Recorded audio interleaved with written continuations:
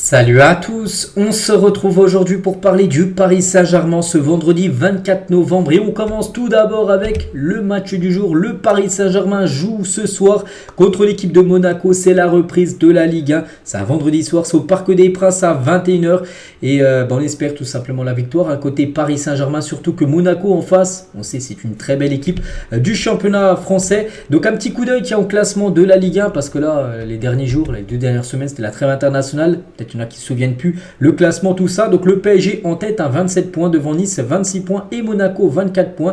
Donc voilà, il y a 3 points d'écart. Si par exemple Monaco s'impose ce soir, il reviendra au même nombre de points que le PSG. Mais si le PSG s'impose ce soir contre Monaco, il y a 3 points d'écart. Ça ferait plus 6 par rapport à Monaco. Donc là, c'est vrai que tu peux vraiment enfoncer, on peut dire, quasiment un concurrent pour le titre, même si rien n'est acquis, que c'est la victoire ou défaite, rien n'est acquis, on est seulement au bout de la 12e journée. Mais il vaut mieux gagner que perdre contre Monaco. Il y a un petit rappel. Le PSG, un coup, avait joué contre Nice, ça avait été la même chose. Ça avait été un vendredi soir, ça avait été un match après la trêve internationale. Et le PSG avait perdu contre Nice. Donc, en plus, c'est un peu le même style de jeu, Nice et Monaco. Donc, c'est pour ça, attention à cette équipe monégasque. Donc, il faut gagner. Il faut gagner absolument ce soir pour surtout bien préparer le match mardi prochain de Champions League. Et la une du journal L'équipe aujourd'hui, bien sûr, ça parle de ce choc, l'épreuve de force. Donc, sans Warren Zaïre-Emery ni Marquinhos, le leader parisien reçoit Monaco et son pressing haut pour un choc alléchant, un test grandeur nature avant de retrouver Newcastle mardi prochain, bien sûr, en Champions League. Mais avant de penser à Newcastle, il faut penser tout d'abord au match de ce soir, qui est autant important.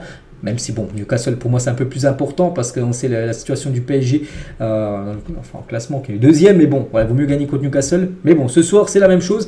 Et le point médical, parce que toujours, il faut voir, avant un match, je vous dis les joueurs là, les joueurs pas là, les joueurs blessés. Et du coup, le point médical, si on l'ouvre, c'est un communiqué officiel de la part de Paris. Donc tout d'abord, victime d'une petite lésion aux ischio-jambiers droit, Marquinhos restera en soins pendant 10 jours. Je l'avais dit, Marquinhos, il s'est blessé, il est sorti sur blessure lors du match Brésil-Argentine. Déchirure ischio-jambier, c'est derrière la cuisse, donc ça sent jamais bon. Donc voilà, c'était sûr qu'il n'était pas là ce soir, donc c'est sûr il est forfait. Il est aussi également forfait pour le match contre Newcastle. Ça c'est un gros coup dur, il sera pas là pour les 2 prochains matchs au moins. On verra si les autres il sera là.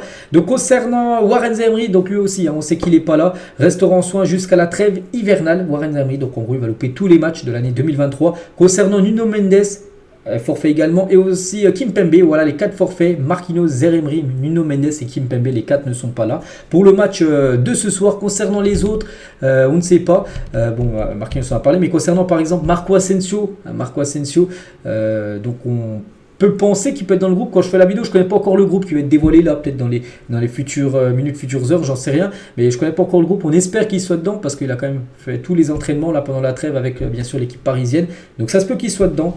Voilà, on verra. Et la même chose aussi pour Danilo, qui avait loupé les 2 dernières semaines de compétition. Il avait été forfait avec le Portugal lui aussi, pour être dans le groupe du match de ce soir. Le coach parisien Luis Enrique en conférence de presse, on va revenir à chaque fois une conférence de presse avant un match, on va revenir sur quelques déclarations de sa part. Tout d'abord sur la trêve internationale, il a dit: nous sommes habitués à ces trêves, mais nous devons faire en sorte que les joueurs récupèrent bien. On fait le point sur ce qu'il s'est passé pour les joueurs avec leur sélection et on avise en fonction de chacun pour avoir la meilleure récupération possible, parce que vu que le PSG c'est un grand club et du coup vu qu'il y a des grands joueurs, la plupart des joueurs sont en sélection. Je sais plus, il y en avait combien, une dizaine qui étaient en sélection. Voilà, tout le monde est revenu. Donc voilà, il y en a qui sont revenus blessés, Marquinhos ou même Warren Zaïre-Emery. Donc voilà, toujours avec Enrique, il parle aussi de Monaco, l'adversaire de ce soir. Donc c'est une des meilleures équipes du championnat, un des favoris. Ils ont un taux de XG très élevé. XG en gros, c'est dire plus ton XG est haut à la fin du match, c'est des stats tout ça, plus tu as eu d'occasions, voilà tout ça. Donc eux en gros, c'est dire qu'ils ont beaucoup d'occasions par match, cette équipe de Monaco. Donc c'est une très bonne équipe sur le plan individuel et sur le plan collectif. On sait évidemment que ça ne sera pas facile. C'est une équipe qui me plaît beaucoup. Elle ne calcule pas en phase d'attaque. Ils sont toujours très performants avec un bloc défensif bien en place parce qu'il est étudié, cette équipe de Monaco là pendant la trêve. Luis Enrique, il sait que c'est un redoutable adversaire. C'est vrai qu'on le sait. De toute façon, on sait que c'est une belle équipe, l'équipe de Monaco. Luis Enrique toujours avec ce match. Le match est important parce que c'est un rival direct. Comme j'ai dit, tu peux les mettre à 6 points ou ils peuvent revenir. C'est en cas de victoire de Monaco au même nombre de points que le PSG. Donc il y a beaucoup de matchs à jouer. Mais à chaque fois que nous jouons une équipe qui a les mêmes objectifs que toi, parce que Monaco, on pense qu'ils ont les objectifs de finir sur le podium, pourquoi pas gêner le PSG. Ça devient particulier quand tu affrontes ce genre d'équipe. Mais ça ne sera pas décisif, ça ne sera pas facile. Mais je n'ai pas encore connu de match facile de toute façon en Ligue 1. On en parlera tout à l'heure après du niveau du championnat français.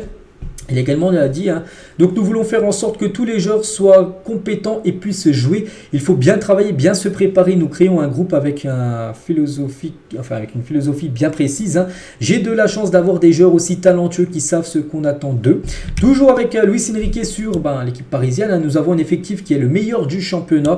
Selon moi, c'est vrai, on regarde tous les effectifs de la Ligue 1. Paris Saint-Germain est bien sûr loin devant. Donc la seule chose est que chaque fois qu'un joueur se blesse, c'est triste parce qu'il ne pourra pas jouer. Mais l'effectif est très large et à un très haut niveau. Donc là, il est revenu par rapport aux blessures, par exemple de Zaïre-Emery et de Marquinhos. Il dit que l'effectif est complet, large, riche, on peut dire, l'effectif parisien. Donc voilà, il y a des joueurs pour remplacer, par exemple, les deux blessés, Zaïre-Emery et Marquinhos. Il parle aussi de la levée d'option de Gonzalo Ramos, option d'achat. J'en ai parlé hier, c'était officiel, maintenant il a 100% parisien. Gonzalo Ramos, il a dit c'est une très bonne nouvelle qui me réjouit déjà pour le joueur et aussi pour l'homme. C'est un joueur d'avenir pour le club, un joueur impressionnant qui est capable de varier son jeu. Je suis très heureux que l'option soit levée, parce que le PSG aurait pu ne pas lever l'option et du coup, voilà, c'est fait.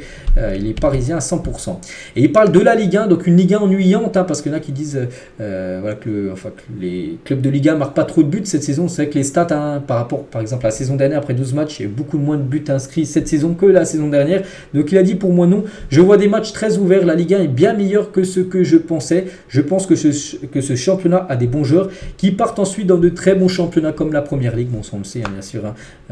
Pas mal de pépites de Ligue 1 filent après en Angleterre. Et toujours avec Luis Enrique, pour finir avec lui, être premier c'est mieux, c'est sûr. L'objectif est de gagner ce championnat, l'objectif que mérite ce club, bien évidemment. Donc c'est pour ça que si tu veux gagner le championnat, il faut battre tes adversaires directs, on peut dire. Donc contre Nice, ça avait été une défaite. Donc contre Monaco, là, il ne faut pas se louper, bien sûr, les mettre à 6 points dès ce soir. Concernant Mbappé, donc sera capitaine contre Monaco et Newcastle en raison de l'absence de Marquinhos, vu que Mbappé c'est le vice-capitaine du côté du Paris Saint-Germain. Donc ce soir, ça sera lui le brassard qu'aura le brassard de capitaine. Et il y aura aussi quelque chose de spécial, Kylian Mbappé. Donc à l'occasion du match contre Monaco ce vendredi, Mbappé arborera un badge S1 sur sa manche. Donc il aura le brassard et aussi sur sa manche, les gars, il aura un S1 alors qu'il n'avait jamais ça. C'est quoi? Donc signifiant qu'il est le meilleur buteur de la Ligue 1. Ce badge sera porté à chaque journée par le top scorer du championnat. En gros, voilà, c'est une innovation, on peut dire, de la Ligue 1, de la LFP, du meilleur buteur du championnat. Il aura à chaque fois sur sa manche le S1, donc en gros meilleur buteur du championnat. Donc Mbappé ce soir aura ce petit badge là et une belle initiative, célébré avec la remise du maillot, parce que Pauletta ce soir donnera un maillot à Mbappé au Parc des Princes avant le coup d'envoi. Donc voilà ce qui va se passer ce soir pour cette rencontre. Les compos probas, bien sûr, je ne les ai pas encore montrés. Donc voilà à quoi devrait ressembler le 11 parisien. Donc Donnarumma au but, bon, ça n'a pas trop de surprise.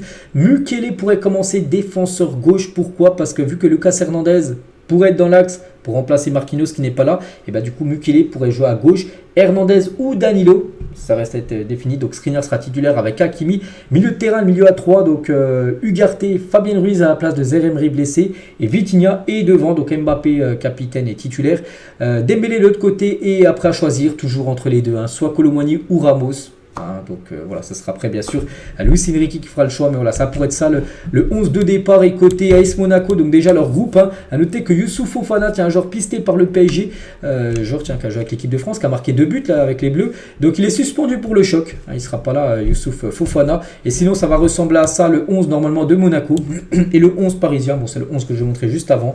Donc après c'est des compos probables, là par exemple c'est le journal Le Parisien qui a envoyé cette compo. Donc l'arbitre du match, c'est Benoît Bastien, parce que c'est toujours important bien sûr aussi de parler de l'arbitre de la rencontre.